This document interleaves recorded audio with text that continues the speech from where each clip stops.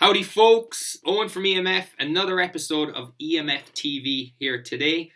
I am honoured to have the great, the lovable, the friendly, they call him the nicest man in fitness, Jerry Lynch of Jerry Lynch Personal Training, a man based out in Ballincollig. So here he is. Jerry, for anyone out there that doesn't know of you, give us a quick introduction about who is Jerry Lynch and what does he do. I will, of course. First of all, thanks for that intro. That's giving me a nice big head before we kick off. Very good. Kind words are very good. So I'm Jerry Lynch from Ballincollig. People, locals probably know me from Denny's Health and Fitness. I've been there for 2.5 years. And only last week, I packed it in as such, cut a long story short. To begin a new venture, I'm staying within the industry, I'm staying coaching, but nice change, kind of. Congratulations. Thank you very much. Just push my own name a little bit, put my own kind of stamp on the industry, something similar to yourself, and just get out there, try and help as much people as I can. Cool, that's awesome. Well, I hope I was given the road from a job, so that's what got me up and running. But you left of your own accord, which I'm sure it was probably harder almost. But it's the same end result. Plenty risk, plenty gambling. And, it's exciting. It's nerve-wracking, but it's exciting. So we'll see what the future. Life in general for exciting people, yeah. Exactly. You said it, man. Very similar to life. So tell me, Jerry, who are the people that you train, you coach, and why do they come to you? What do they want from coaching with Jerry Lynch? It's a good question. So I could give you a nice quick answer, say everyone, and we can move on. But a bit more detail than that.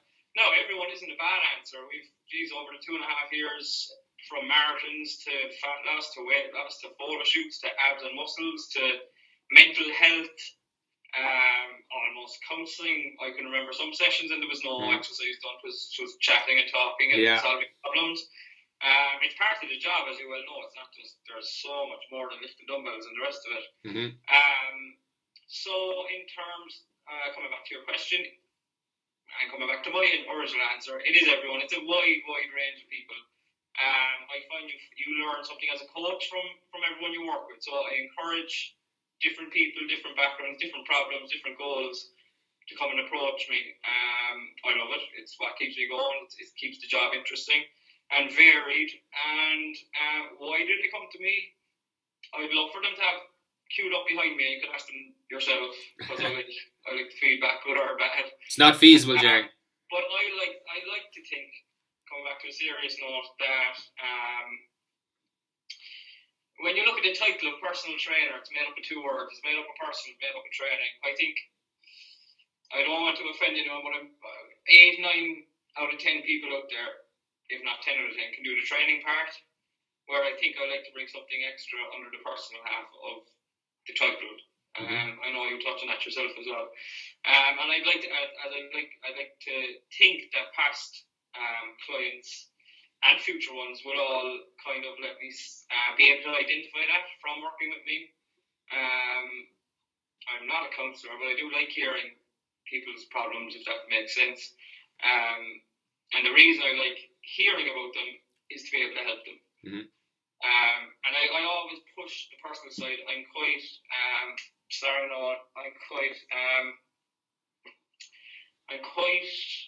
passionate about ensuring that my work and my service ticks both boxes equally, if not even the personal side more so.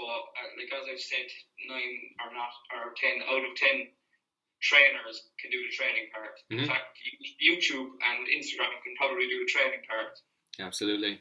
There's so coming back to your, and not to drag on,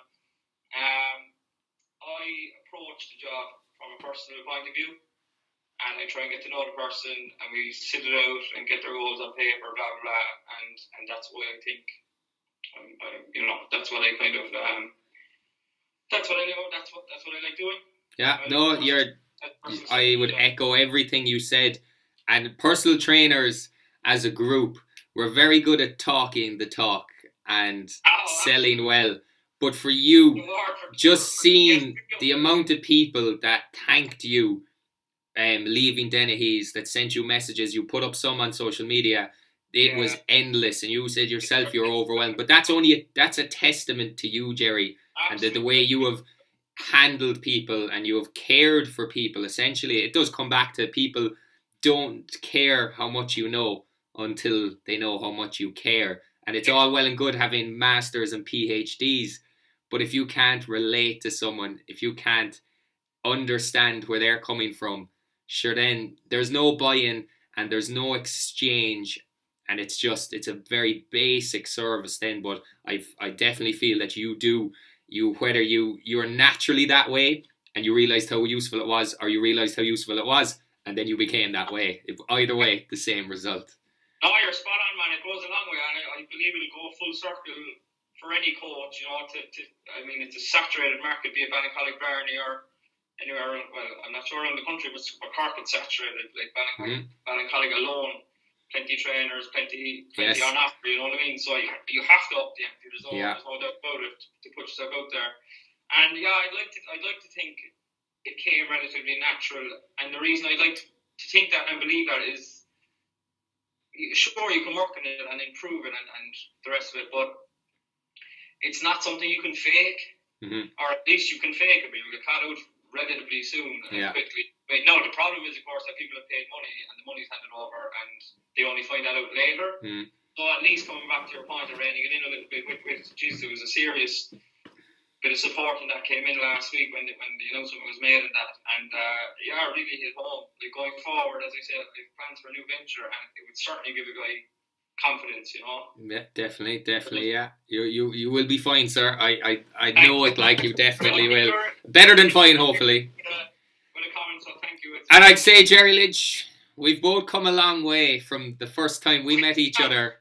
I don't remember the exact year, but I definitely think we met each other in a field somewhere in Ballincollig, looking maybe for a bonfire and hoping for a can or two. I can remember it well.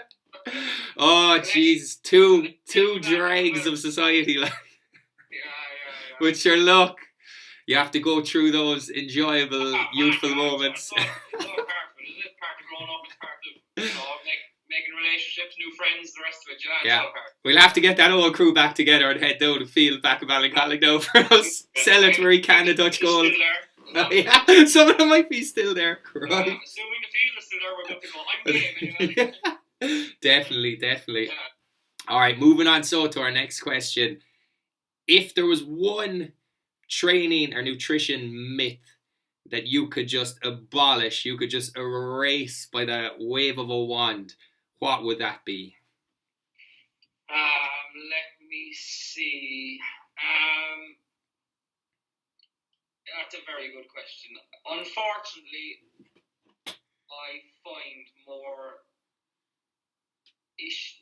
negativity than positivity in the industry at the minute, fueled strongly by social media. So I'm not sure if you're looking for nutrition and training the rest of it, but it's what sprung to mind straight away for me, in terms of a myth or a negative spin on the industry or a flaw I see with it, if that's what your question is, or if that's related enough to your question.